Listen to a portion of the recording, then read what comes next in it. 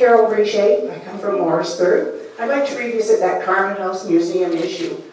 This has gone on quite long enough. There have been studies done, there have been court cases, piles and piles and piles of money spent, and yet the work that council approves doesn't bloody well get done. What is going on? Who is running the show up there? Do the employees decide what they're going to do and to hell with what they were told to do? That's what it sounds like.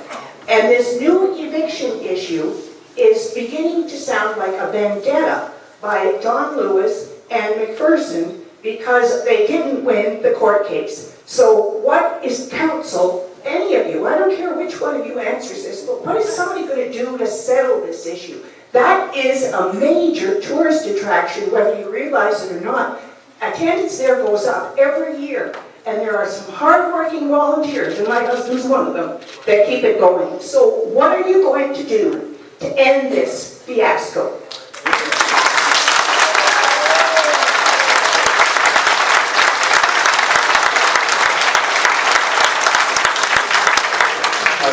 I tried to keep that to 30 seconds, but I don't think I could have stopped it.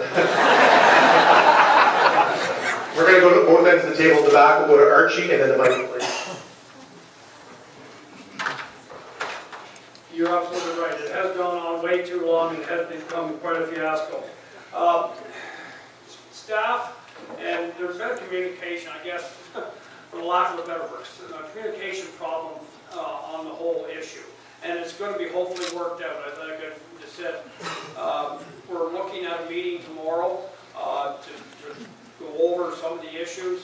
Part of the issues and part of the problems is the Ontario Building Code and what that dictates. We wanted something done. The Ontario Building Code requires us to do engineering report. Building code is very frustrating. It's frustrating for everybody involved. It's frustrating for council to deal with. But we're trying to work through it. We're trying to find a solution, and we're trying to get to the bottom of it. And I do agree, it does look a little bit like, the tail wagging the dog, but we are kept in the loop. Sometimes communication does not flow anywhere freely enough, but we are trying to work at it.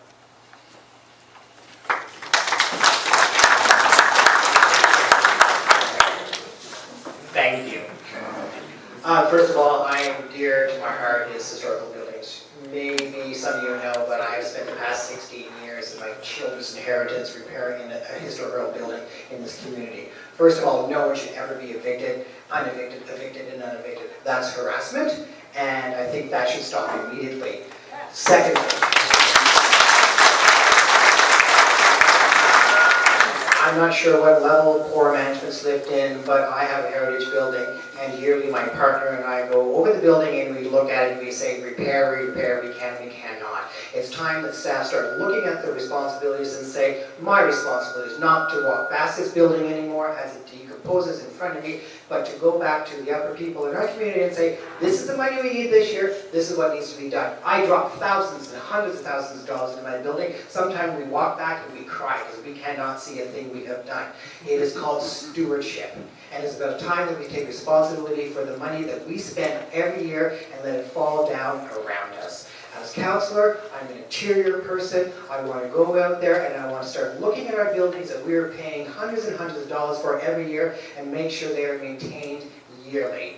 It's our responsibility as council to make sure staff does that and reports back to us. Thank you.